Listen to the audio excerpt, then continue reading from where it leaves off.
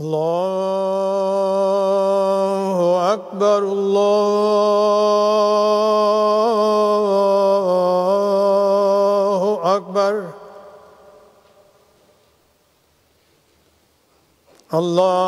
الله أكبر الله أكبر أشهد أن لا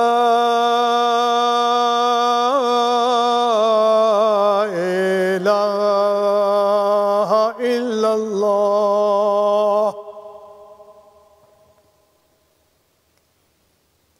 أشهد أن لا إله إلا الله أشهد أن محمدًا رسول الله أشهد أن محمدًا رسول الله حي على الصلاة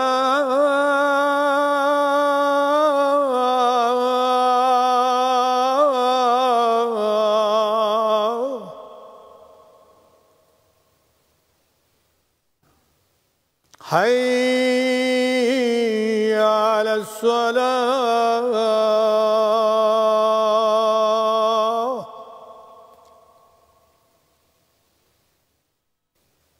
حي على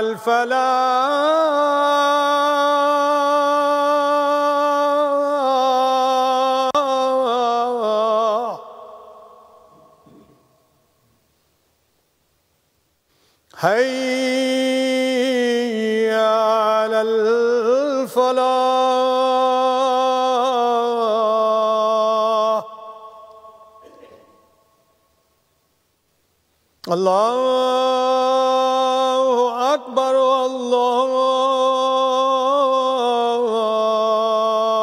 الله أكبر لا إله إلا الله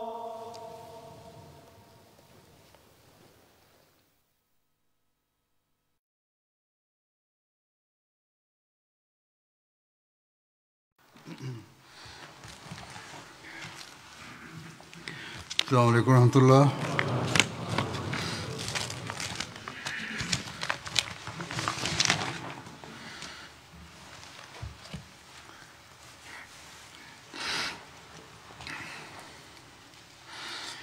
أشهد أن لا إله إلا الله وحده لا شريك له وأشهد أن محمدًا عبده ورسوله أما بعد فأعوذ بالله من الشيطان الرجيم بسم الله الرحمن الرحيم الحمد لله رب العالمين الرحمن الرحيم مالك يوم الدين إياك نعبد وإياك نستعين اهدنا الصراط المستقيم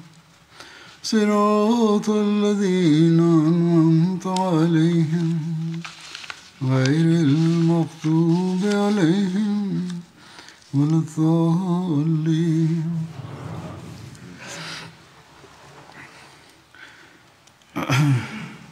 गुज़िश्ता जुमा है গত জুমুয়ায় জিকারদের যুদ্ধের উল্লেখ করা হয়েছিল। যেমনটি বলা হয়েছিল যে মহানবী সাল্লাল্লাহু আলাইহি ওয়াসাল্লাম এই যুদ্ধে যাওয়ার পূর্বে কয়েকজন সাহাবীকে শত্রুদের দিকে প্রেরণ করেছিলেন, আর এরপর তিনি নিজে সেনাবাহিনী নিয়ে রওনা হয়েছিলেন। এই প্রেক্ষিতে আরও বিস্তারিত লেখা আছে যে মহানবী সাল্লাল্লাহু আলাইহি ওয়াসাল্লাম যখন আসেন এবং সাহাবীরা আসেন, তখন শত্রুরা বা শত্রু বাহিনী তাদেরকে দেখে পলায়ন করে।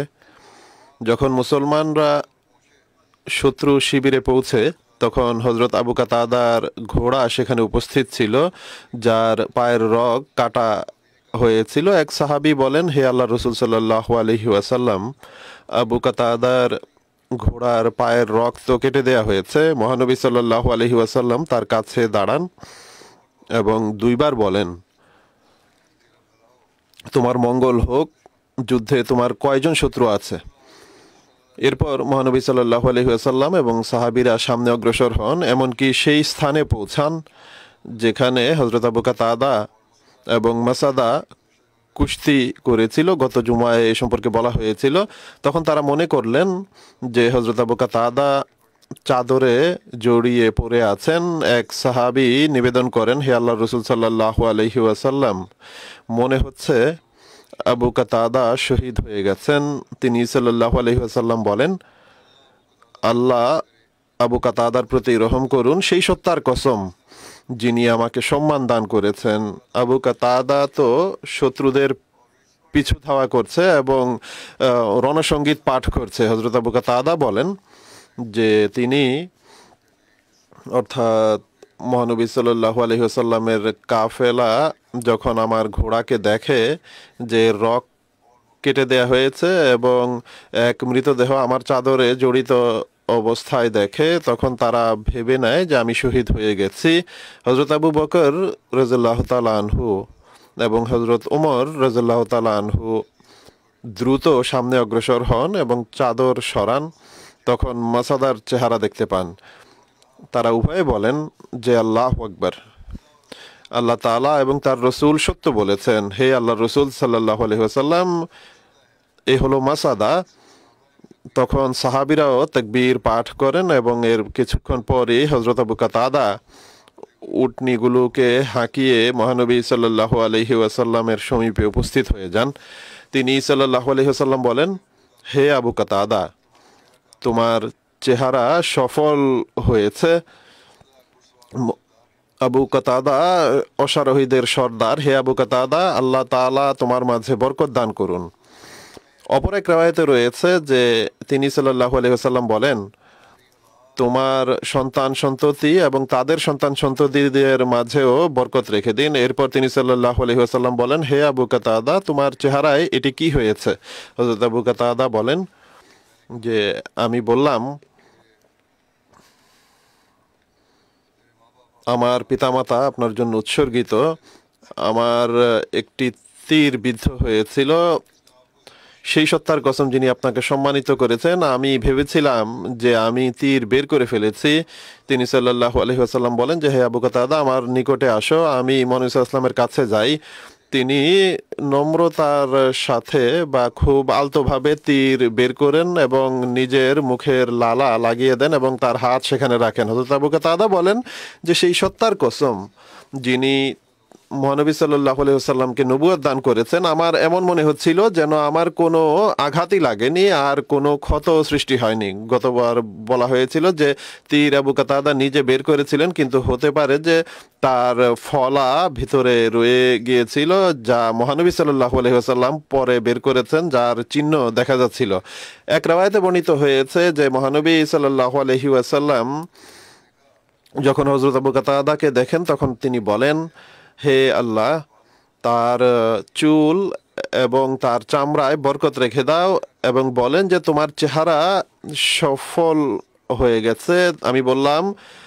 তিনি বলেন যে আমি বললাম, হে আল্লাহ রাসূল সাল্লাল্লাহু আলাইহি ওয়াসাল্লাম, পরের অংশ বুঝিনি। এরপর যখন ৭০ বছর বয়সে আবু কাতাদার মৃত্যুবরণ করেন, তখনও বলেন যে তার চেহারা দেখে মনে হতো যে ১৫ বছর বয়স, অর্থাৎ তার চেহারা অনেক যুবক বয়সের মনে হতো।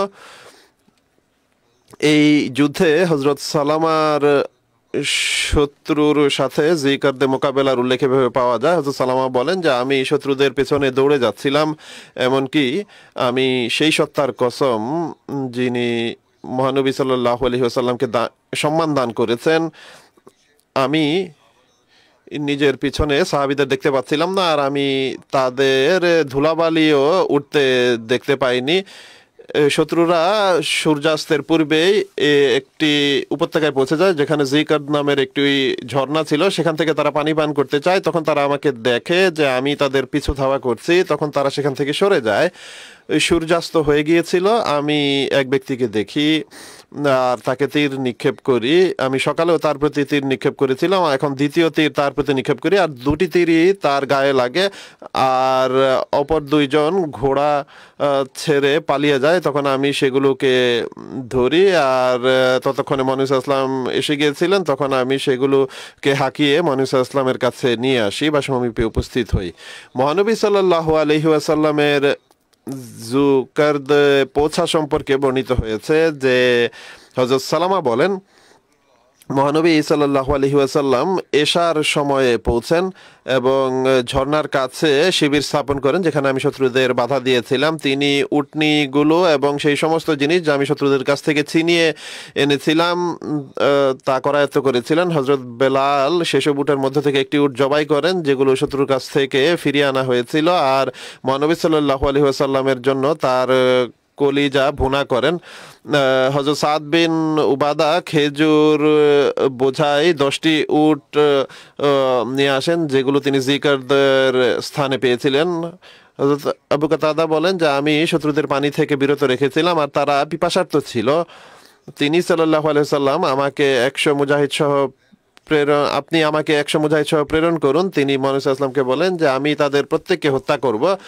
তিনি সাল্লাল্লাহু আলাইহি ওয়াসাল্লাম মুচকি হাসেন, এমনকি আগুনের আলোয় তার দাঁত মোবারক দেখা যাচ্ছিল। তিনি বলেন যে সালামা, তুমি কি এমন করতে পারবে? আমি বললাম যে আপনাকে সম্মান দানকারীর কসম, অবশ্যই করতে পারবো। তিনি সাল্লাল্লাহু আলাইহি ওয়াসাল্লাম বলেন যে মালাকতা ফাসজে, তুমি তাদের উপর কর্তৃত্ব পেয়েছো, অতএব নম্রতা প্রদর্শন করো।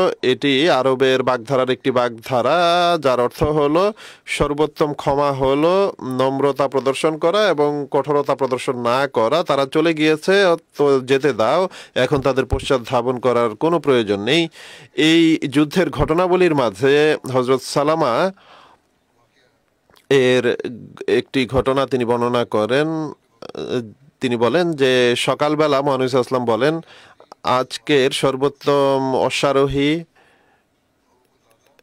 আবু কাতাদা এবং সর্বোত্তম পদাতিক সৈন্য সালামা বিন আকওয়া।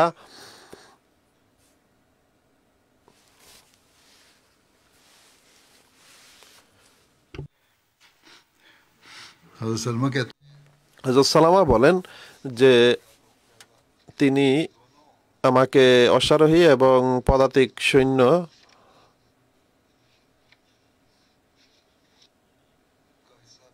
উভয়ের অংশ প্রদান করেন। এরপর কেউ আমাকে তার উটের পেছনে সওয়ার করে বা আরোহণ করায়। হযরত সালামার আরেকটি ঘটনার উল্লেখ পাওয়া যায় এই প্রেক্ষিতে।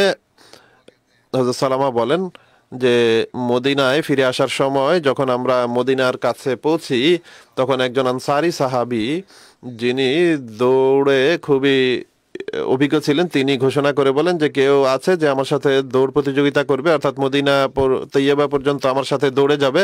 তিনি কয়েকবার এই শব্দাবলী উচ্চারণ করেন। তিনি বলেন যে আমি মহানবী সাল্লাল্লাহু আলাইহি ওয়াসাল্লামের পেছনেই উটনিতে সওয়ার ছিলাম, মহানবী সাল্লাল্লাহু আলাইহি ওয়াসাল্লামের উটনিতে সওয়ার ছিলাম।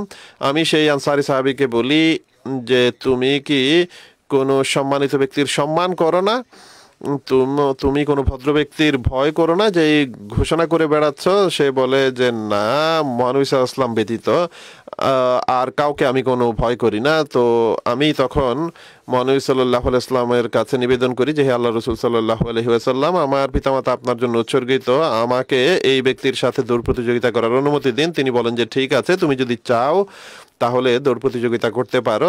আমি সেই ব্যক্তিকে বলি যে চলো। এরপর তিনি বলেন যে আমি ঘোড়া থেকে লাফিয়ে নামি, আর এরপর দৌড় প্রতিযোগিতা করে আমি 1 বা 2 উপত্যকা তার সামনেই দৌড়াতে থাকি, আর সে আমার পেছনে ছিল। এরপর আমি আমার শক্তি সঞ্চয় করি, এরপর আমি দ্রুত ও, ও, অগ্রসর হই, আর আমি তার কাঁধে হাত মারি, আর এরপর বলি যে আল্লাহর কসম আমি তোমাকে হারিয়ে দিয়েছি। সে মুচকি হাসছিল এবং বলে যে আমারও এই ধারণা, আর এইভাবে আমি এই দৌড় প্রতিযোগিতায় বিজয়ী হই, আর আমরা উভয়ে অবশেষে মদিনায় পৌঁছে যাই। এই যুদ্ধের জন্য মহানবী সাল্লাল্লাহু আলাইহি ওয়াসাল্লাম মদিনা থেকে কতটা সময় বাইরে ছিলেন তার সম্পর্কে লেখা আছে যে মহানবী সাল্লাল্লাহু আলাইহি ওয়াসাল্লাম বুধবার সকালে রওনা হয়েছিলেন, আর তিনি 1 রাত 1 দিন জুকরদে অবস্থান করেছেন যেন শত্রুদের কোনো সংবাদ পাওয়া যায়। এরপর সোমবার দিন মদিনায় ফিরে আসেন। এইভাবে তিনি 5 রাত মদিনার বাইরে অবস্থান করেন। এই যুদ্ধে শহীদ হওয়া সাহাবীদের বিস্তারিত বিবরণ হলো, মুসলমানদের মাঝে হযরত মৌরেজ বিন নাজলা শহীদ হয়েছিলেন। ইবনে হিশামের মতে ইবনে উকাস বিন মুজাজ্জেজও শহীদ হন। এছাড়া হযরত আবু যরের পুত্র যুদ্ধের পূর্বেই উট ছিনিয়ে নেওয়ার সময় শহীদ হয়েছিলেন। কুফফারদের সম্পর্কে লেখা আছে যে কাফেরদের মাঝে আব্দুর রহমান বিন ওয়াইনা, হুবাইব বিন ওয়াইনা, মাসাদা বিন হাকামা ফাজারি, ওবার এবং তার পুত্র নিহত হয়। হযরত আবু যরের স্ত্রী কে শত্রুরা বন্দী করে নিয়ে গিয়েছিল, এর উল্লেখ করা হয়েছিল পূর্বে। আক্রমণকারী হযরত আবু যরের স্ত্রীকে ধরে নিয়ে গিয়েছিল, আর তারা তাকে বেঁধে রেখেছিল, আর তারা নিজেদের পশুপাল তাদের ঘরের সামনে রাতের বেলা রাখতো। এক রাতে সেই নারী বন্ধন থেকে মুক্ত হয় এবং কাছে রাখা উটদের কাছে আসে। যখনই সে কোনো উটের কাছে যেত তখন সেটি ডাকাডাকি করত বা হইচই করত, এমনকি সে আসবা, এটি মহানবী সাল্লাল্লাহু আলাইহি ওয়াসাল্লামের সেই উটনী ছিল যেটি শত্রুরা ছিনিয়ে এনেছিল। তার কাছে যখন সে যায় তখন সে কিছু হাঁকডাক করেনি। সেই মহিলা তার উপরে উঠে এবং সেটিকে চালনা করে। তারা তার পলায়ন সম্পর্কে জানতে পারে, তারা তাকে ধরতে যায় কিন্তু ধরতে পারেনি। বর্ণনাকারী বলেন যে সেই মহিলা আল্লাহর খাতিরে মানত করে যে আল্লাহ তাআলা যদি তাকে এই উটনির মাধ্যমে মুক্তি দেন তাহলে তিনি অবশ্যই এটিকে জবাই করবেন। যখন তিনি মদিনায় আসেন এবং মানুষ তাকে দেখে তখন তারা বলে যে এটি তো মহানবী সাল্লাল্লাহু আলাইহি ওয়াসাল্লামের উটনি আসবা। সেই নারী বলে যে আমি তো মানত করেছি যে আল্লাহ তাআলা যদি এই উটনির মাধ্যমে তাকে মুক্তি দেন তাহলে তিনি এর কুরবানি করবেন। এই বিতর্কের মাঝে এই মানুষ মহানবী সাল্লাল্লাহু আলাইহি ওয়াসাল্লামের কাছে উপস্থিত হয় এবং তার কাছে এই সমস্ত বিষয় বর্ণনা করে। মহানবী সাল্লাল্লাহু আলাইহি ওয়াসাল্লাম বলেন যে সুবহানাল্লাহ, এই নারী এই উটনিকে কত মন্দ প্রতিদান দিয়েছে, সে তাকে মুক্তি দিয়েছে আর সে তাকে এই প্রতিদান দিয়েছে, আর এই মানত করেছে যে আল্লাহ তাআলা তাকে এই এর মাধ্যমে মুক্তি দিলে এটিকে জবাই করবে। কোনো মানত খোদার অকৃতজ্ঞতায় পূর্ণ করা উচিত নয়, আর সেই মানত বৈধ নয়, যার মালিক কেউ নয়। এটি আমার উটনি, তুমি আল্লাহর নাম নিয়ে কল্যাণের সাথে নিজ ঘরে ফিরে যেতে পারো। এখন আরেকটি অভিযানের উল্লেখ করব যা আব্বান বিন সঈদ নজদের দিকে এই অভিযান করা হয়েছিল। মুহররম 7 হিজরিতে এই অভিযান সংঘটিত হয়। এক ইতিহাসে জমাদে সানি 7ম হিজরি সময়ে উল্লেখ করা হয়েছে এই অভিযানের।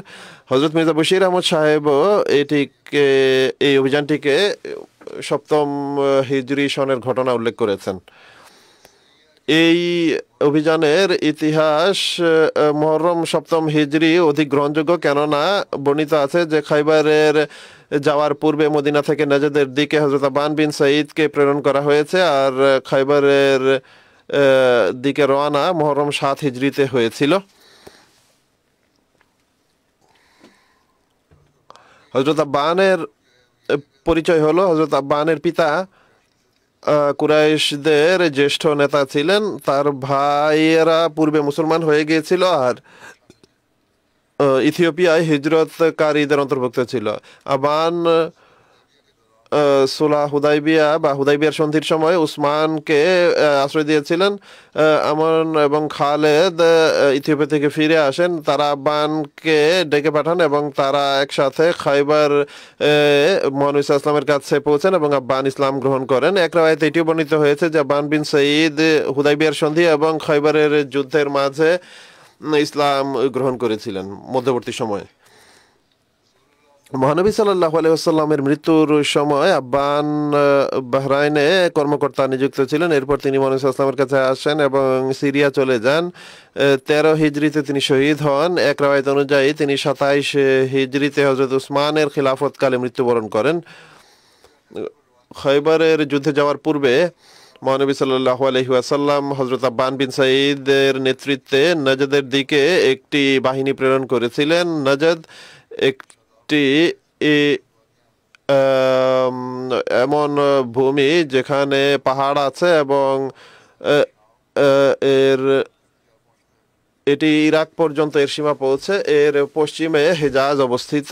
এই অঞ্চলটি 1200 মিটার উঁচুতে অবস্থিত সমুদ্রপৃষ্ঠ হতে। এটিকে নাজাদ বলা হয়। এই অভিযানের উদ্দেশ্য ছিল মহানবী সাল্লাল্লাহু আলাইহি ওয়াসাল্লামের অনুপস্থিতিতে মদিনাকে শত্রু সৈন্যদের হাত থেকে রক্ষা করা। এই গোত্র সর্বদাই চিন্তায় থাকতো যে কখন তারা সুযোগ পাবে এবং মদিনার উপর হামলা করবে। মহানবী সাল্লাল্লাহু আলাইহি ওয়াসাল্লামের সাহাবীদের সাথে মদিনার বাইরে যাওয়া মদিনার উপর আক্রমণের জন্য মোক্ষম সুযোগ মনে করা হতো। শত্রুরা মনে করতো যে মহানবী সাল্লাল্লাহু আলাইহি ওয়াসাল্লাম মদিনার বাইরে আছেন আর মানুষও তার সাথে গিয়েছে, তার বাহিনী তার সাথে গিয়েছে, মদিনায় খুব স্বল্প লোক রয়ে গেছে, তাই আমরা মদিনার উপর আক্রমণ করে মদিনা বিজয় করে নিব। এই আশঙ্কার কারণে মহানবী সাল্লাল্লাহু আলাইহি ওয়াসাল্লাম যখনই কোনো যুদ্ধে বা অভিযানে যেতেন তখন এমন কিছু সাহাবীকে প্রেরণ করতেন। এই অভিযানের উল্লেখ সহিহ বুখারীতে এইভাবে করা হয়েছে যে মহানবী সাল্লাল্লাহু আলাইহি ওয়াসাল্লাম হযরত আব্বানকে একটি অভিযানের জন্য নির্ধারণ করে মদিনা থেকে নজদের দিকে প্রেরণ করেন। হযরত আবু হুরায়রা বর্ণনা করেন যে আব্বান এবং তার সাথীরা মহানবী সাল্লাল্লাহু আলাইহি ওয়াসাল্লামের কাছে খাইবারে আসে এরপর যে তিনি সেটি বিজয় করে নিয়েছিলেন। হযরত আবু হুরায়রা বলতেন যে আমি নিবেদন করি, অর্থাৎ মক্কা খাইবার বিজয়ের পর পৌঁছেছিলেন যে হে আল্লাহর রাসূল সাল্লাল্লাহু আলাইহি ওয়াসাল্লাম, অর্থাৎ খাইবারের মালে গনিমতে তাদের অংশ হওয়া উচিত নয়, কিন্তু তারা চান এতে তারা উভয়ে বিতর্কে লিপ্ত হন। মহানবী সাল্লাল্লাহু আলাইহি ওয়াসাল্লাম বলেন যে হে আব্বান বসে যাও, আর তিনি তাকে অংশ দেননি কেননা তিনি সরাসরি খাইবারের যুদ্ধে অংশগ্রহণ করেননি। এটি কারণ হতে পারে। এরপর একটি যুদ্ধের উল্লেখ পাওয়া যায় ইতিহাসে যা খাইবারের যুদ্ধ নামে অভিহিত হয়। খাইবার একটি বিস্তীর্ণ সবুজ ভূমি যা ঝর্ণা বহুল এলাকা, আর আরবের এর উর্বরতা এর মাধ্যমে আন্দাজ করা সম্ভব যে খাইবারের একটি উপত্যকা যা কাতিবা নামে পরিচিত, সেখানে 40,000 খেজুর গাছ ছিল। খাইবারের উপত্যকা মদিনা থেকে উত্তর দিকে প্রায় 96 মাইল দূরে অবস্থিত ছিল। এখানে ইহুদিরা প্রাচীনকাল থেকে বসবাস করছিল। ঐতিহাসিক রাওয়ায়াত অনুযায়ী হযরত মূসা আলাইহিস সালামের যুগ থেকে এখানে বনি ইসরাইলের ইহুদিরা অবস্থান করছিল। কোনো ঐতিহাসিকের মতে বুখতনসর এর যুগে ইহুদিরা এখানে বসবাস আরম্ভ করে। আরও কিছু রাওয়ায়াত রয়েছে যেখান থেকে এটি জানা যায় যে খাইবারে প্রাচীনকাল থেকে ইহুদিরা বসবাস করে আসছিল আর বড় বড় দুর্গ বানিয়ে তারা এখানে বসবাস করত। তাদের নিকট এই জায়গার খুবই মূল্য ছিল। আর এখনো বলা হয় যে হিব্রু ভাষায় খাইবারের অর্থ হলো দুর্গ। ইহুদিদের কিছু দুর্গ কিছু গোত্র মদিনায় বসবাস করত, কিন্তু খাইবারের ইহুদিদের একটি বিষয় বৈশিষ্ট্যমণ্ডিত করতো যে এখানকার ইহুদিরা অন্য সকল ইহুদিদের চেয়ে সাহসিকতা এবং সাহসিকতার ক্ষেত্রে অনেক অগ্রসর ছিল, আর তাদের ঐক্য অন্যদের তুলনায় অধিক ছিল। এ কারণে এই অংশটি আরবের এক শক্তিশালী অংশ মনে করা হতো। মদিনার ইহুদিরা হোক বা খাইবারের ইহুদিরা মহানবী সাল্লাল্লাহু আলাইহি ওয়াসাল্লাম এবং ইসলাম সম্পর্কে তাদের ষড়যন্ত্র এবং দুষ্টামি সীমা ছাড়িয়ে গিয়েছিল। বিদ্বেষ এবং হিংসা ক্রমাগত অগ্রসর হওয়া এই জাতি মহানবী সাল্লাল্লাহু আলাইহি ওয়াসাল্লামের সত্তাকে নিঃশেষ করার জন্য নিজেদের সমস্ত শক্তি নিয়োগ করার ক্ষেত্রে কোনো কমতি বা ঘাটতি করেনি। যখন এর বিপরীতে মহানবী সাল্লাল্লাহু আলাইহি ওয়াসাল্লাম মদিনার ইহুদিদের সাথে সর্বদা, তা সত্ত্বেও মহানবী সাল্লাল্লাহু আলাইহি ওয়াসাল্লাম সর্বদা নম্রতা প্রদর্শন করেছেন, তাদের সাথে সন্ধি করেছেন। আর যখনই তারা চুক্তি ভঙ্গ করত বা সন্ধির শর্ত ভঙ্গ করত, তখন মহানবী সাল্লাল্লাহু আলাইহি ওয়াসাল্লামের সর্বপ্রথম চেষ্টা এটি থাকতো যে তিনি যেন তাদের ক্ষমা করতে পারেন। এমনকি তারা মহানবী সাল্লাল্লাহু আলাইহি ওয়াসাল্লামকে হত্যার জন্য বহুবার চেষ্টা করেছে। চুক্তি ভঙ্গ করে বাইরের শক্তিগুলোকে মদিনায় আক্রমণ করতে সহযোগিতাও করেছে, যার ফলে শাস্তি হিসেবে সেই সমস্ত ইহুদিদের কঠিন থেকে কঠিন শাস্তি দেওয়া হলেও তা ন্যায় বিচারের একেবারে অনুযায়ী একেবারে সঠিক হতো। কিন্তু মহানবী সাল্লাল্লাহু আলাইহি ওয়াসাল্লামের সর্বোচ্চ কৃপার যে অবস্থা ছিল তা হলো এরপরও তিনি তাদেরকে এই নিরাপত্তা দিয়েছেন যে মদিনা থেকে তাদেরকে শুধু বহিষ্কৃত করেছেন এবং তাদেরকে অনুমতি দিয়েছেন যে যা কিছু সাথে নিয়ে যেতে পারো তা নিয়ে যাও। মহানবী সাল্লাল্লাহু আলাইহি ওয়াসাল্লাম মদিনার ইহুদিদের বারবার অঙ্গীকার ভঙ্গ করার কারণে তাদেরকে ক্ষমা করতেন না। বনু কয়নকা, বনু নজিরকেও তিনি মদিনা থেকে নিরাপদে বের হওয়ার অনুমতি দিতেন না। মহানবীর জীবনের উদ্দেশ্য যদি ধন সম্পদ অর্জন হতো, তাহলে বনু নজির, যারা আরবে সবচেয়ে সম্পদশালী ছিল, কখনো তাদেরকে স্বর্ণ ইত্যাদি থালায় রেখে মদিনাবাসীদের চোখের সামনে বাইরে নিয়ে যাওয়ার অনুমতি দিতেন না। যেই এহসান, অনুগ্রহ এবং মার্জনা মহানবী মদিনার ইহুদিদের প্রতি করেছিলেন, তাদের উচিত ছিল খাইবারে বসতি স্থাপনের পর ইসলাম এবং ইসলামের প্রতিষ্ঠাতার সাথে মীমাংসার পরিবেশে বসবাস করা। মদিনা থেকে দেশান্তরিত হওয়ার পর মদিনার ইহুদিদের একটা অংশ খাইবারে এসে বসতি স্থাপন করে, কিন্তু খাইবার যেটি একটি অস্ত্রশস্ত্রের সমৃদ্ধ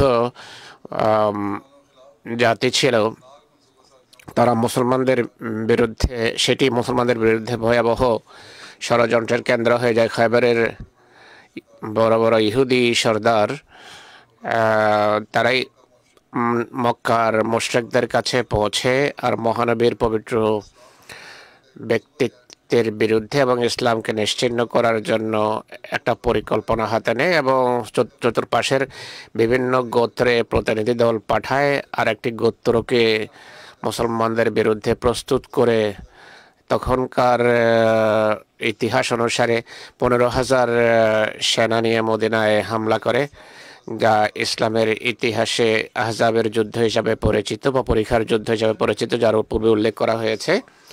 এতে সন্দেহ নেই যে ইসলামের প্রতি খোদার যদি বিশেষ সাহায্য এবং সমর্থন না থাকতো, তাহলে মুসলমানের পাশাপাশি মদিনারও নাম চিহ্ন মিটে যেত। কিন্তু এতে কোনো সন্দেহ নেই যে ভয়াবহ ষড়যন্ত্রের মূল হোতা ছিল খাইবারের ইহুদি, যারা প্রতিটি মুহূর্তে মুসলমানদেরকে নিশ্চিহ্ন করার ষড়যন্ত্রে লিপ্ত ছিল। মদিনার বনু কুরাইজার যে অঙ্গীকার ভঙ্গ করার শাস্তি পেয়েছে, সেটিও খাইবারের ইহুদিদের আচরণ পরিবর্তন করতে সক্ষম হয়নি। তাই এই অঙ্গীকার ভঙ্গ করা এবং এই ষড়যন্ত্রকারী জাতির বিরুদ্ধে সরাসরি কোনো পদক্ষেপ নেওয়া আবশ্যক ছিল, যেন সেই অঞ্চলে শান্তি প্রতিষ্ঠিত হতে পারে আর সবাই নিজ জায়গায় নির্ভয়ে নিজ ধর্মের উপর প্রতিষ্ঠিত থেকে শান্তিপূর্ণভাবে যেন এমনভাবে আমল করতে পারে যে ইয়াকুনুদ্দিন লিল্লাহ,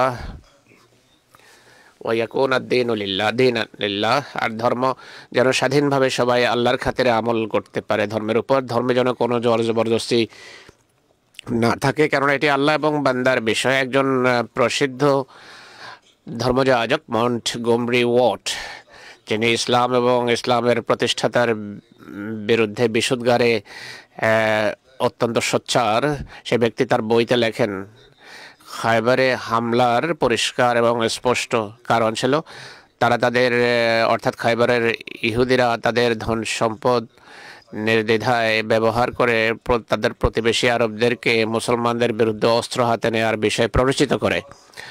এটি সেই বিশেষ পটভূমি ছিল মহানবী সাল্লাল্লাহু আলাইহি সাল্লাম যে কারণে ঐশী ইচ্ছার অধীনে খায়বারে সেনা পরিচালনার সিদ্ধান্ত নেন। আগ্রাসন আল্লামা ইবনে সাদ লিখেছেন, খায়বারের যুদ্ধ 7 হিজরির জামাদিউল উলা মাসে হয়েছে। ইবনে উকবা এবং আল্লামা ইসহাকের মতে মহানবী সাল্লাল্লাহু আলাইহি সাল্লাম যুলহিজ্জায় হুদাইবিয়া থেকে মদিনায় ফিরে আসেন এবং মদিনায় প্রায় 20 রাত অবস্থান করেন। এরপর খায়বারের উদ্দেশ্যে যাত্রা করেন, আর সেটি ছিল মুহররম মাস। खुद मिर्ज़ा बशीर अहमद साहब ने भी হজরত মির্জা বশির আহমদ সাহেব ও সিরত খাতামান নবীনে যে নোট লিখেছেন, তিনি খায়বারের যুদ্ধ মুহররম এবং সফরে হয়েছে বলে উল্লেখ করেছেন 7ম হিজরির। হযরত মুসলেহ মাউদ রাদিয়াল্লাহু তাআলা আনহু বর্ণনা করেন, হুজুর সাল্লাল্লাহু আলাইহি ওয়াসাল্লাম হুদায়বিয়া থেকে প্রত্যাবর্তনের প্রায় 5 মাস পর এই সিদ্ধান্ত নেন যে খায়বারের ইহুদি যারা মদিনা থেকে কয়েক মঞ্জিল দূরে অবস্থিত আর যেখান থেকে মদিনার বিরুদ্ধে সহজেই ষড়যন্ত্র করা যেতে পারে, अच्छा आपने 1600 সেখান থেকে তাদের বের করে দেওয়া উচিত। তিনি 628 খ্রিস্টাব্দে 1600 সাহাবী নিয়ে খায়বারের উদ্দেশ্যে যাত্রা করেন। কোন ঐতিহাসিক হুদাইবিয়ার 5 মাস পর হয়েছে বলে এটি উল্লেখ করেছে। আর হযরত মুসলিহ মাউদ দেবাচা তাফসিরুল কোরআনে, ইন্ট্রোডাকশন টু দ্য হোলি কোরআনে এটি বলেছেন। অবশ্য বেশিরভাগ মুহাদ্দিস বলেন যে হুদাইবিয়ার স্বল্পকাল পর মুহররম মাসে হুদাইবিয়ার যুদ্ধ হয়েছে। মির্জা বশির আহমদ সাহেব এটি লিখেছেন, অবশ্য আল্লাহ ভালো জানেন। सुलह हुदैबिया एक बहुत बड़ी फतह সূরা হুদাইবিয়া মূলত অনেক বড় একটি বিজয় ছিল। কোরআন এটিকে ফাতহে আজিম, মহান বিজয় আখ্যায়িত করেছে। যেমন আল্লাহ তাআলা বলেন, ইন্না ফাতাহনা লাকা ফাতহাম মুবিনা, নিশ্চয় আমরা তোমাকে প্রকাশ্য স্পষ্ট বিজয় দান করেছি। আর প্রকাশ্য স্পষ্ট বিজয়ের এই দ্বার পথেই খায়বার এবং মক্কা বিজয়ের মতো অসাধারণ বিজয় লাভ হয়েছে। সত্যিকার অর্থে আল্লাহ তাআলা খায়বার বিজয়ের তখনই প্রতিশ্রুতি দিয়েছিলেন যখন হুদাইবিয়ার থেকে প্রত্যাবর্তনের পথে মক্কা মদিনার মাঝে সূরা ফাতহা অবতীর্ণ হয়েছে। এই সূরায় খায়বারের বিজয়ের কথা এভাবে বলা হয়েছে, रजी अल्लाह अनिल मोमिनीना इस युबायऊनक तात शजरत फ़अलिम मा फ़ी क़ुलूबिहिम फ़अंज़ल सकीनत अलैहिम व असाबहुम फ़तन करीबा व मग़ानिम कसीरतन याख़ुज़ूनहा व कान अल्लाहु अज़ीज़न हकीमा वादकुमुल्लाहु मग़ानिम कसीरतन ताख़ुज़ूनहा व अज्जला लकुम हाज़ि। আল্লাহ তাআলা মোমেনদের প্রতি সন্তুষ্ট হয়েছেন তখন যখন বৃক্ষতলে তারা তোমার হাতে বয়াত করছিল, আর তিনি তাদের হৃদয়ে যে ঈমান ছিল সেই ঈমানের পরীক্ষা নিয়েছেন, আর এর ফলে তিনি তাদের হৃদয়ে প্রশান্তি নাযিল করেছেন এবং তাদেরকে নিকটবর্তী এক বিজয় দান করেছেন, অর্থাৎ খায়বারের বিজয়। আর অনেক মালে গনিমত দান করেছেন, অর্থাৎ খায়বারের ধন সম্পদ তারা পেয়েছেন। আর আল্লাহ তাআলা পরাক্রমশালী এবং প্রজ্ঞাময়। আল্লাহ তাআলা তোমাদের তোমাদের সাথে অনেক মালে গনিমত দেওয়ার প্রতিশ্রুতি দিয়েছেন যা তোমরা হস্তগত করবে। বর্তমান মালে গনিমত যিনি স্বল্পতম সময়ে তোমাদের দান করেছেন তার প্রতিশ্রুতির অংশ হিসেবে, প্রতিশ্রুতির পূর্ণতার অংশ হিসেবে। সেনাবাহিনী প্রস্তুত এবং মদিনায় নায়েব নিযুক্ত করার বিবরণ আসছে এখন। হুজুর সাল্লাল্লাহু আলাইহি ওয়াসাল্লামের উদ্দেশ্যে যাত্রার জন্য যে ঘোষণা দিয়েছেন, বলেছেন যে শুধু তারাই যাবে আমার সাথে যারা হুদাইবিয়া আমার সাথে ছিল। এক রওয়ায়াত অনুসারে হুজুর সাল্লাল্লাহু আলাইহি ওয়াসাল্লাম বলেছেন যেই যারা মালে গনিমতের উদ্দেশ্যে বের হচ্ছে তারা যেন আমার সাথে না আসে, শুধু তারা আমার সাথে যাবে যারা জিহাদে আগ্রহ এবং আন্তরিকতা রাখে। ইবনে হিশামের মতে হুজুর সাল্লাল্লাহু হযরত নুমাইলা বিন আব্দুল্লাহ লাইসিকে মদিনায় তার নায়েব নিযুক্ত করেছেন। অথচ অবশ্য ইমাম বুখারীর মতে তিনি হযরত সিবা বিন আরফাদাকে তার নায়েব নিযুক্ত করেছেন মদিনায়। আল্লামা ইবনে ইসহাক এবং ইবনে সাদ বর্ণনা করেছেন প্রথমবার খায়বারের যুদ্ধের ক্ষেত্রে পতাকার ব্যবহারের উল্লেখ পাওয়া যায়। এর পূর্বে ছোট ছোট ঝান্ডা ব্যবহার হতো। মহানবী সাল্লাল্লাহু আলাইহি ওয়াসাল্লাম হযরত আবু বকর এবং হযরত ওমর, হযরত হুবাব বিন মুনজির এবং হযরত সাদ বিন উবাদাকে পতাকা ধরিয়ে দিয়েছেন। হুজুরের পতাকা ছিল কালো রঙের, যা হযরত আয়েশার চাদর দিয়ে বানানো হয়েছিল। এর নাম ছিল উকাব। আর এই পতাকাই হযরত হুবাব বিন মুনজিরের হাতে ছিল। রওয়ায়াত অনুসারে আলীকেও একটি ঝান্ডা বা পতাকা দেওয়ার উল্লেখ পাওয়া যায়, কিন্তু সেটি দেওয়া হয়েছে খায়বারে, কেননা হযরত আলী হুজুর সাল্লাল্লাহু আলাইহি ওয়াসাল্লামের সাথে যাত্রা করতে পারেননি, কেননা তার চোখে কোনো কষ্ট ছিল। তিনি তার দৃষ্টিশক্তি হারিয়ে গিয়েছিল। অবশ্য তিনি বেকুল হয়ে পরে যাত্রা করেন এবং পৌঁছে যান। এই সফরে হযরত উম্মুল মুমিনিন উম্মে সালমা তার সাথে ছিলেন।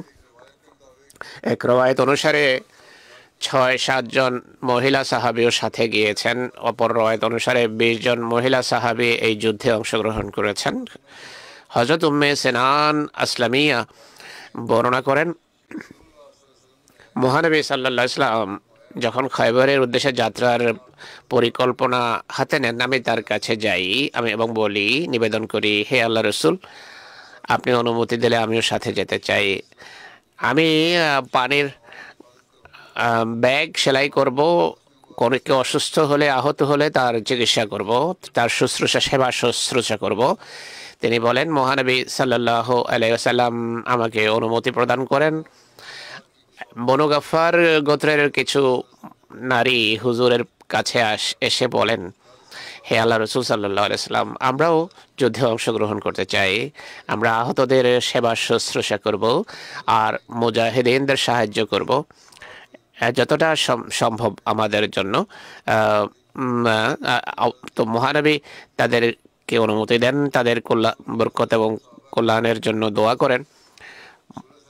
হুজুর সাল্লাল্লাহু আলাইহি ওয়াসাল্লাম এবং সাহাবীদের প্রস্তুতির সংবাদ যখন মদিনার ইহুদিরা জানতে পারে, তারা চিন্তিত হয়। তারা ধরে নেয় যে তিনি যদি খায়বারে প্রবেশ করেন তাহলে খায়বার ধ্বংস হয়ে যাবে, যেভাবে বনু কায়নকা, বনু নজির এবং বনু কুরাইজা যেভাবে ধ্বংস হয়েছে। মদিনার ইহুদিরা ছিল সম্পদশালী। মদিনার মুসলমানরা আর্থিক অসচ্ছলতার কারণে তাদের কাছ থেকে ঋণ নিত। খায়বারের ইহুদিদের স্বার্থে মদিনার ইহুদিরা মুসলমানদেরকে কষ্ট দেয়া, যুদ্ধ থেকে বিরত রাখার জন্য তাৎক্ষণিকভাবে নিজেদের ঋণ ফেরত নেওয়ার দাবি তুলে। এক সাহাবীর ঘটনা রয়েছে, হযরত নাম ধরতে পারেনি, তিনি বর্ণনা করেন তিনি আবু শাম ইহুদির ৫ দিরহাম, অন্য রওয়ায়াত অনুসারে ৪ দিরহাম দেয়ার ছিল। সেই ইহুদি দাবি করে যে তাকে বলে সে দাবি করে ইবনে আবি হাদরাদ তাকে বলেন, কিছুটা আমাকে অবকাশ দাও, খায়বার থেকে ফিরে এসে ফেরত দেব, কেননা আল্লাহ তার নবীকে প্রতিশ্রুতি দিয়েছেন যে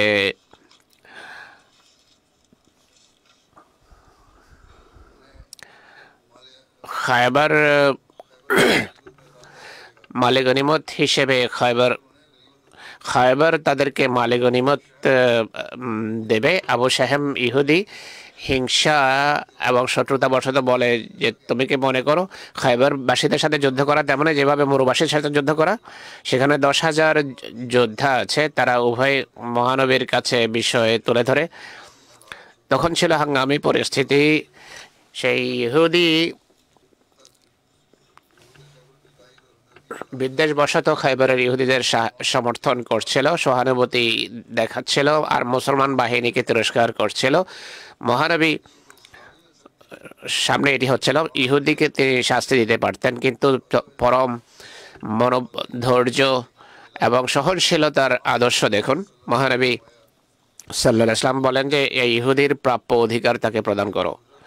ইবনে আবি হাদরাত বলেন, সেই সত্তার কসম যিনি আপনাকে সত্যের সাথে পৃথিবীতে পাঠিয়েছেন, যে আমি তো এখন তার প্রাপ্য দেওয়ার সামর্থ্য রাখি না। তিনি বলেন যেভাবেই হোক তার প্রাপ্য অধিকার তাকে প্রদান করে। ইবনে আবি হাদরাত বলেন যে আমি আমার মাথার পাগড়ি খুলে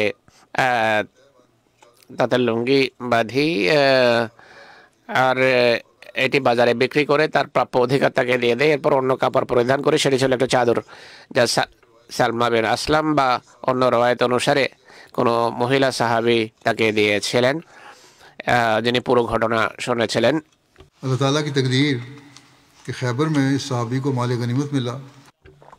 আল্লাহ তাআলার তাকদীর দেখুন, সেই ব্যক্তি খায়বারে মালে গনিমত পান, আর এক মহিলাও তার হাতে আসে যে সেই ইহুদির আত্মীয়া ছিল, যাকে তিনি সেই ইহুদির কাছেই বিক্রি করে দেন।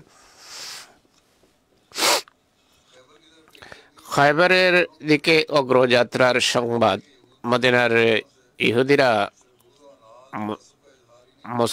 এই সংবাদেই মুসলমানদের প্রতি শুধু বিদ্বেষই প্রকাশ করেনি, বরং আশা গোত্রের এক ব্যক্তিকে ভাড়া করে তাৎক্ষণিকভাবে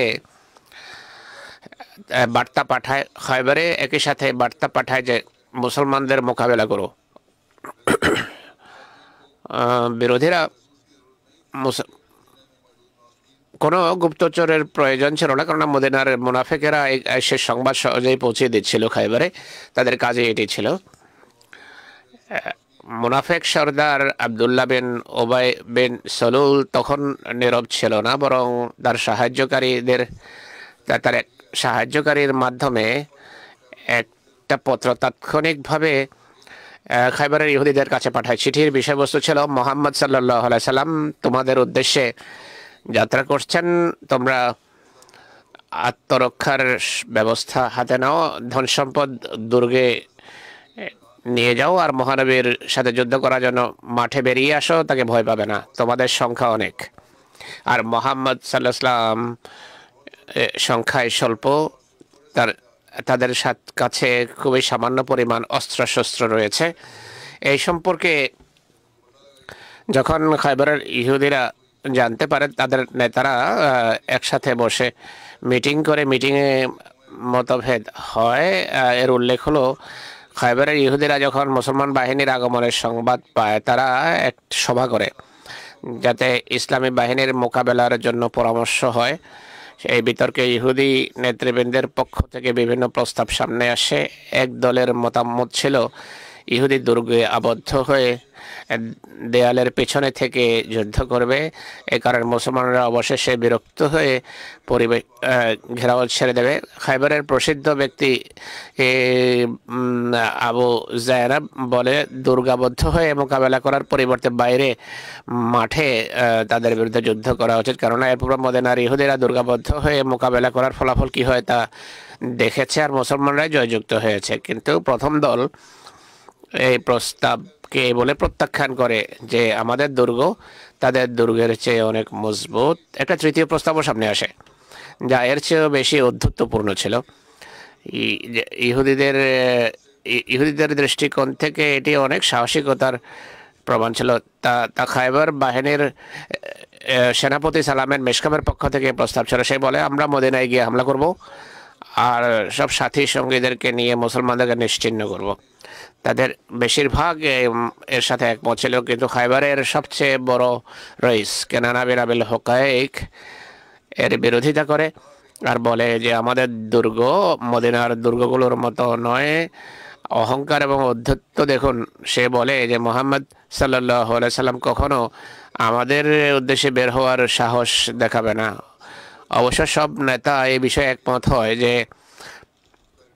একটা প্রতিনিধি দল প্রস্তুত করে আরবের বিভিন্ন গোত্রে পাঠানো উচিত সেনা সাহায্য চেয়ে।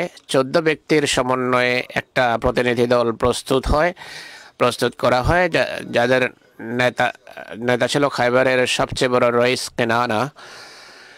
এই প্রতিনিধি দল বনু আসাদ, গাতফান এবং অন্যান্য গোত্রের উদ্দেশ্যে বের হয়। খাইবারের 1 বছরের উৎপাদনের অর্ধেক তাদেরকে দেওয়ার প্রস্তাব দেয় এবং সামরিক সাহায্য দেওয়ার প্রস্তাব দেয়। কবিলা বনমুরা গোত্র দূরদর্শিতা প্রদর্শন করে এমন সাহায্য দিতে অস্বীকার করে বসে বনু আসাদ এবং উসমানের যুদ্ধাংদেহী দলগুলো 1000 সশস্ত্র সৈন্য সৈন্যের বাহিনী তাৎক্ষণিকভাবে পাঠিয়ে দেয় আর 4000 আরও অতিরিক্ত সৈন্য পাঠানোর প্রতিশ্রুতি দিয়ে প্রতিশ্রুতি নেওয়া আরম্ভ করে। বাকি বিস্তারিত বিবরণ ভবিষ্যতে আমি আপনাদের সামনে তুলে ধরব। এখন কতক মরহুম প্রয়াত ব্যক্তির স্মৃতিচারণ করব। প্রথম জন হলেন জনাব আশরাফ সাহেব, পিতা মোহাম্মদ বক্স সাহেব। সম্প্রতি তিনি ইহধাম ত্যাগ করেন। ইন্না লিল্লাহি ওয়া ইন্না ইলাইহি রাজিউন। 3 কন্যা এবং 6 পুত্র তার রয়েছে। তার এক পুত্র কাশেফ জাভেদ সাহেব আজকাল সেনেগালে কায়মকাম মুবাল্লেগ এবং জামাতের আমিরও তিনি। এই কারণে পিতার জানাজায় তিনি যেতে পারেননি সেনেগাল থেকে।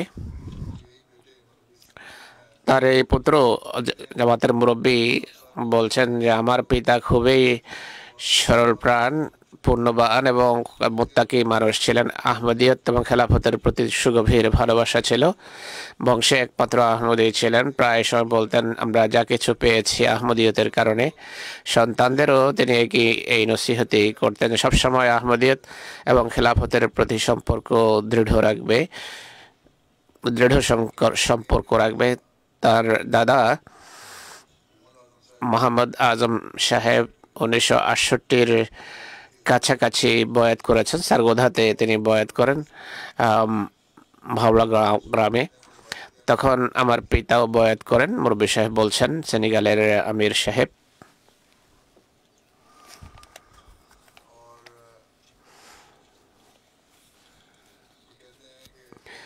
ইনি বলছেন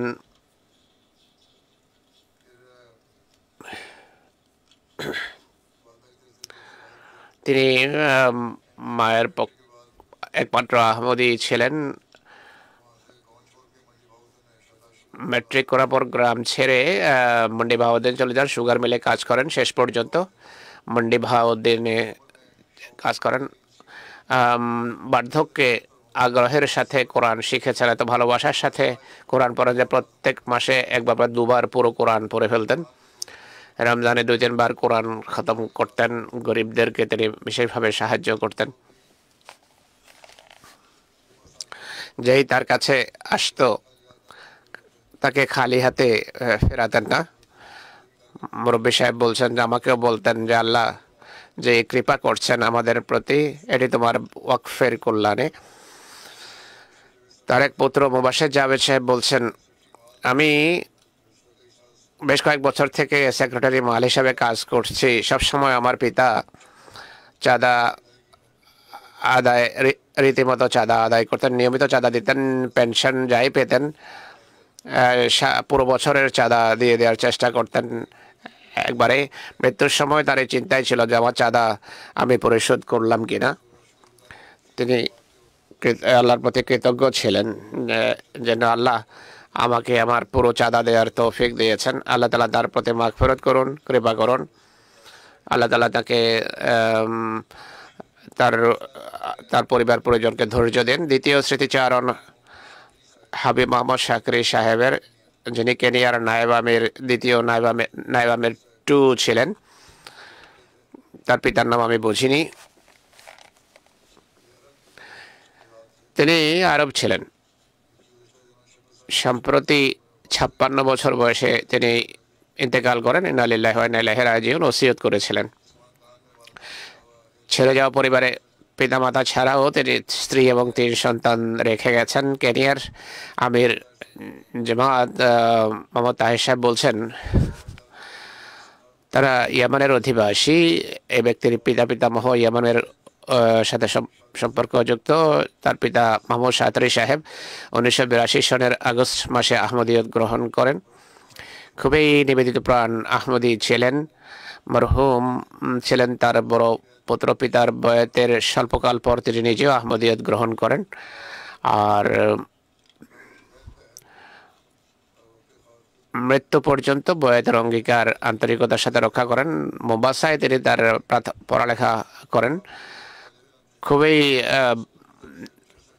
মেরিটোরিয়াস মেধাবী ছাত্র ছিলেন। স্কুলের পক্ষ থেকে ফ্রান্সেও পাঠানো হয়েছিল পড়ালেখার উচ্চশিক্ষার জন্য। সবসময় খলিফাদের সাথে সাক্ষাতের অভিজ্ঞতাকে জীবনের সর্বোত্তম অভিজ্ঞতা বা ঘটনা হিসেবে উল্লেখ করতেন। বিভিন্নভাবে জামাতের খেদমত করার সুযোগ পেয়েছেন। মৃত্যুর সময় ন্যাশনাল সেক্রেটারি তালিম এবং কেনিয়ার নায়েব আমির 2 হিসেবে সেবা দিচ্ছিলেন। আমি তাকে 20 বছর থেকে জানি। আমির সাহেব বলছেন তিনি ওয়াকফিনদের প্রতি গভীর শ্রদ্ধাশীল ছিলেন। যে কাজেই তাকে দেয়া হতো খুবই আন্তরিকতার সাথে কাজ করতেন। কখনো স্মরণ করানোর প্রয়োজন হতো না। নামাজে ছিলেন নিয়মিত। খোদা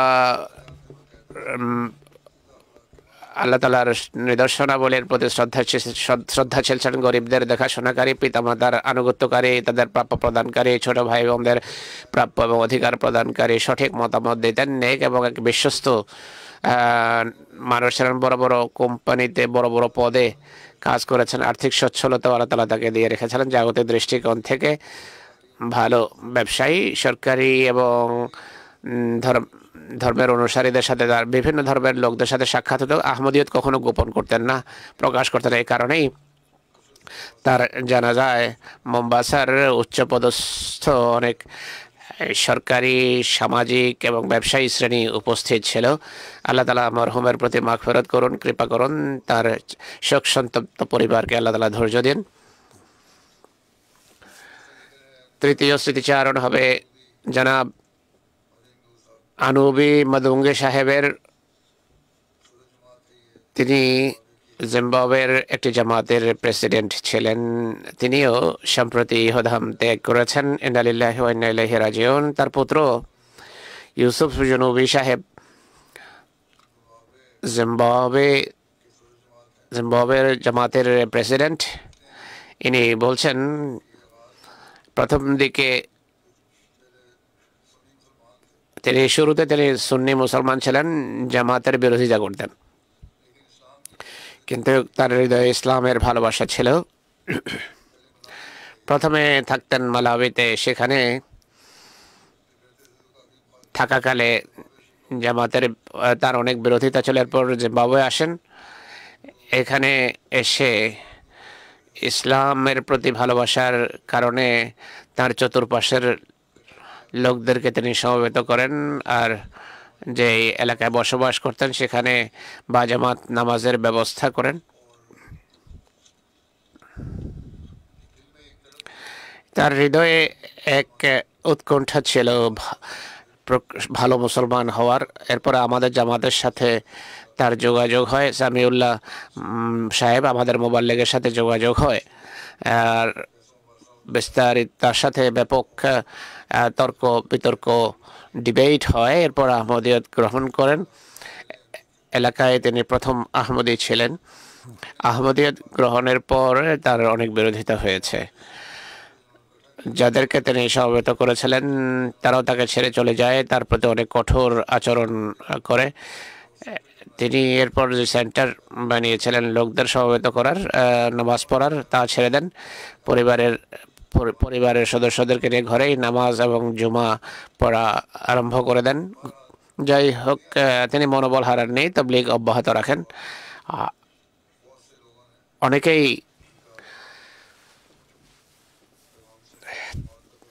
জামাতের বার্তা শুনেছে তার কাছে এবং তার মাধ্যমে তারা আহমদী হয়েছে। অনেকেই তাকে দেখে জামাতভুক্ত হয়েছে, কেননা তিনি তার পুণ্যের প্রভাব ছিল। নিজে আর্থিক কোরবানি করে জমি ক্রয় করেছেন, যেখানে আজকাল জামাতে আহমদিয়ার প্রথম মসজিদ নির্মিত হচ্ছে। তার বাসনা ছিল জীবদ্দশায় মসজিদ নির্মাণের, যাই হোক তখন নির্মাণ করা সম্ভব হয়নি, এখন নির্মিত হচ্ছে। খুবই বিশ্বস্ত, স্বচ্ছ এবং এবং সৎ মানুষ ছিলেন। মানুষের মাঝে বিরাজমান ঝগড়া বিবাদ দূর করতেন। প্রেসিডেন্ট হওয়ার পূর্বেও বেশিরভাগ মানুষ তার উপর তার ভরসা করত, তাকে বিশ্বাস করত। ব্যক্তিগত উৎস থেকে তিনি অভাবীদের সাহায্য করতেন। তার ঘর সবসময় অতিথিতে পরিপূর্ণ থাকত। জামাতের প্রতি গভীর ভালোবাসার সম্পর্ক ছিল। সবাইকে জামাতের সাথে সম্পৃক্ত থাকার নসিহত করতেন। তিনি তারও বর্তমানে 8 সন্তান রেখে গেছেন। তার পুত্র, আমি যেভাবে বলেছি, জিম্বাবুয়ে জামাতের প্রেসিডেন্ট, তার এক পৌত্র কাসেম নবী জিম্বাবুয়েতে প্রথম কেন্দ্রীয় মুবাল্লিগ। তিনি জামিয়া থেকে পাশ করেছেন। আল্লাহ তাআলা মরহুমের প্রতি মাগফিরাত করুন। তার বংশে জামাতের এই শিক্ষা যেন সবসময় বিদ্যমান এবং বিরাজমান থাকে, তারা যেন নেক কর্ম অব্যাহত রাখতে পারে। আমিন।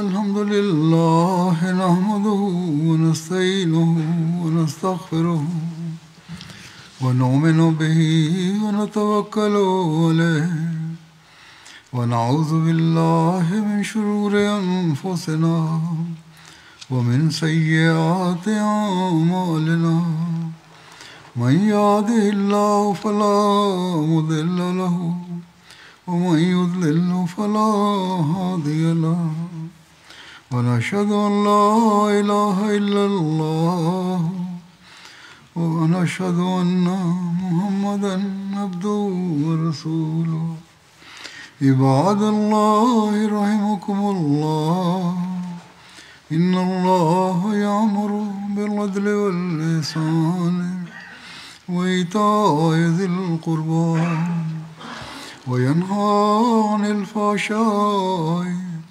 والمنكر والبغي يعظكم لعلكم تذكرون اذكروا الله يذكركم وادعوه يستجب لكم ولذكر الله أكبر